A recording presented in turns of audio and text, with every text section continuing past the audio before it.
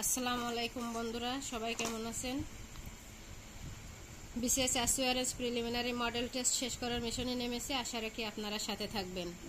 Model 5, নীলকর কোন সমাসের দৃষ্টান্ত? নীলকর হচ্ছে যে এটি উপপাদ্য তৎপুরুষ। উপপাদ্য তৎপুরুষ সমাস কি আমরা জানি, এটি হচ্ছে যে বিশেষ্য প্লাস ক্রিয়া প্লাস যে। কর্মধারয় সমাসের হচ্ছে যে মধ্যে থাকে, আর উপপাদ্য তৎপুরুষের যে হচ্ছে যে শেষে থাকে। নীল চাষ করে যে, নীল তারপরে করে যে, করে হচ্ছে যে এখানে ক্রিয়া আর প্লাস যে, এজন্য এটা নীল কর কোন সমাসের দৃষ্টান্ত? এটা হবে উপপাদ্য তৎপুরুষ সমাসের দৃষ্টান্ত। সমার্থক নয় এমন শব্দগুচ্ছ শনাক্ত করুন। প্রভা, জ্যোতি, আভা, এটি হচ্ছে কি? এটি হচ্ছে সমার্থক। অম্বর, গগন, তম, এটিও সমার্থক না। এই তমটা হচ্ছে যে হবে না, এই জন্য অম্বর গগন ঠিক আছে, কিন্তু তম হবে না, এই জন্য এটি কি সমার্থক নয়। পেয়ে গেলাম আমরা। নিচের কোনটি প্রত্যয় সাধিত শব্দ? প্রত্যয় সাধিত শব্দ হচ্ছে ঐকিক, জানার যোগ্য। এক কথায় প্রকাশ কি হবে? জ্ঞাতব্য, জানার যোগ্য, জ্ঞাতব্য। নিচের কোনটি যথার্থ প্রয়োগ? যথার্থ প্রয়োগ এখানে আছে সুকেশা মেয়েটি বেশ সুন্দর। সুকেশা মেয়েটি বেশ সুন্দর। এই যে সুকেশিনী, সুকেশিনী, এগুলো ভুল। সুকেশা এটা এখানে হবে সুকেশা মেয়েটি বেশ সুন্দর হবে, এই জায়গায় আবার সুন্দরী দিয়ে এটা আবার ভুল হয়ে গেল।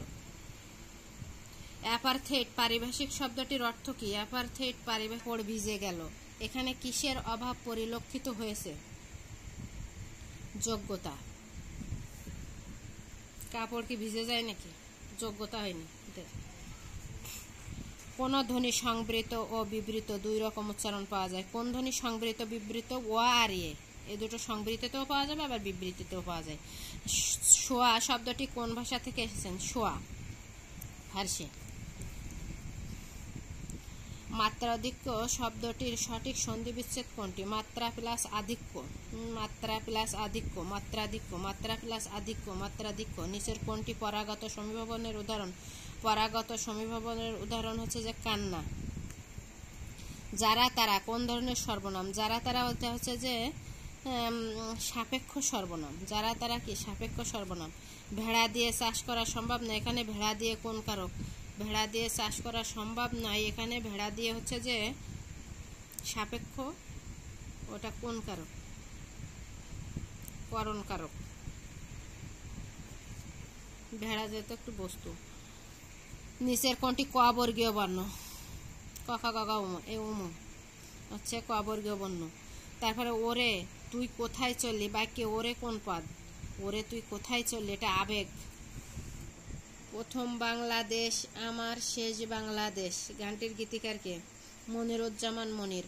চিত্ত যেথা ভয় শূন্য উচ্চ যেথা শির ড্যাশ, রবীন্দ্রনাথ ঠাকুরের কোন কবিতার চরণ? চিত্ত যেথা ভয় শূন্য উচ্চ যেথা শির, এটা হচ্ছে নৈবেদ্য। তাহলে চিত্ত যেথা ভয় শূন্য উচ্চ যেথা শির, এটা রবীন্দ্রনাথ ঠাকুরের কোন কবিতা চরণ? এটি হচ্ছে নৈবেদ্য। মুক্তিযুদ্ধের পটভূমিতে লেখা রহমানের মা, রহমানের মা গল্পটির রচয়িতা কে? রহমানের মা হচ্ছে যে রণেশ দাশগুপ্ত। জল রাক্ষস উপন্যাসের রচয়িতা কে? জল রাক্ষস উপন্যাসের রচয়িতা আবু বকর সিদ্দিক। জল রাক্ষস কার লেখা? আবু বকর সিদ্দিক উপন্যাস। কোন কবিওয়ালা হবে নিতাই বৈরাগী নামে খ্যাতি লাভ করেছিলেন? কোন কবিওয়ালা নিতাই বৈরাগী নামে খ্যাতি লাভ করেছিলেন? নিত্যানন্দ দাস। কাজী নজরুল ইসলাম রচিত রাজবন্দী জবানবন্দি একটি কি? কাজী নজরুল ইসলাম রচিত রাজবন্দী জবানবন্দি একটি প্রবন্ধ গ্রন্থ। বাংলা সাহিত্যে ঔপন্যাসিকদের অগ্রদূত বলা হয় কাকে? প্যারিচাঁদ মিত্র। হুমায়ুন আহমেদের সর্বশেষ উপন্যাস কোনটি? হুমায়ুন আহমেদের সর্বশেষ উপন্যাস ছিল দেয়াল। মধ্যযুগের প্রথম কাব্য নিদর্শন কোনটি? মধ্যযুগের প্রথম কাব্য নিদর্শন হচ্ছে শ্রীকৃষ্ণ কীর্তন। মহাকবি আলাল রচিত কাব্যগ্রন্থ কোনটি? মহাকবি আলাল রচিত কাব্যগ্রন্থ হচ্ছে হপ্তপাইকার। পুঁথি সাহিত্যের প্রাচীনতম লেখক কে? পুঁথি সাহিত্যের প্রাচীনতম লেখক হচ্ছে সৈয়দ হামজা। আমি কি ডরাই সখী ভিখারি রাঘবে, উক্তিটি কোন গ্রন্থের? এটা হচ্ছে মেঘনাদবধ কাব্যে প্রমীলা দেবী বলে যে আমি কি ডরাই সখী ভিখারি রাঘবে। রাঘব বলতে এখানে বোঝাইছে কে? রামচন্দ্র আর লক্ষ্মণদের কথা। যুগবাণী প্রবন্ধের রচয়িতাকে? যুগবাণী প্রবন্ধের রচয়িতা হচ্ছে যে কাজী নজরুল ইসলাম। ডক্টর মোহাম্মদ শহীদুল্লাহর মতে প্রাচীন পদকর্তা কে? ডক্টর মোহাম্মদ শহীদুল্লাহর মতে হচ্ছে সবরপা। জসীমউদ্দীনের কবর কবিতাটি কোন পত্রিকায় প্রথম প্রকাশিত হয়? কবর পত্রিকাটি প্রথম কল্লোল পত্রিকায় প্রকাশিত হয়। প্রবর্তক ও নিবর্তকের সংবাদ কার রচনা? প্রবর্তক ও নিবর্তকের সংবাদ। প্রবর্তক ও নিবর্তকের সংবাদ রাজা রামমোহন রায়। নিচের কোন গ্রন্থে পৌরাণিক অনুষঙ্গ রয়েছে? পৌরাণিক অনুষঙ্গ রয়েছে এখানে হচ্ছে দ্বন্দ্বকারণ্য।